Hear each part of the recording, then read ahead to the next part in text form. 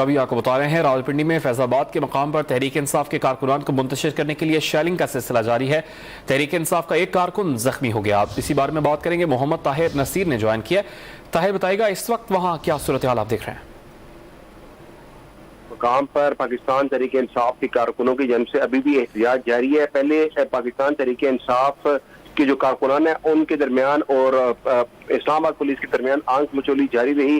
اسلام آباد پولیس کی جانب سے شیلنگ کی گئی اور اس دوران ایک پی ٹی آئی کا کارکن زخمی ہوا۔ اس کے بعد جو پی ٹی آئی کے کارکنان تھے انہوں نے واپسی کی طرف پیش قدمی شروع کی اور اسلام آباد پولیس کی جانب سے شیلنگ روک لی گئی ہے۔ اس دوران ایک جو کارکن ہے وہ زخمی ہوا، تاہم اب دوبارہ سے شیلنگ کا سلسلہ شروع ہو چکا ہے فیض آباد کے مقام پر، اور پولیس پیچھے دکھیلنے میں کامیاب ہوتی جا رہی ہے، کیونکہ جو فیض آباد کا برج ہے وہاں سے اسلام آباد پولیس نے پی ٹی آئی کارکنان جو راولپنڈی کی جانب سے آئے تھے ان کو فیض الاسلام اسکول تک پیچھے دکھیل دیا، لیکن جو راولپنڈی پولیس مری روڈ کے اوپر تعینات ہے وہ جو کارکنان ہیں ان کو نہیں روک رہی، جس وجہ سے بآسانی کارکن فیض آباد برج تک آتے ہیں۔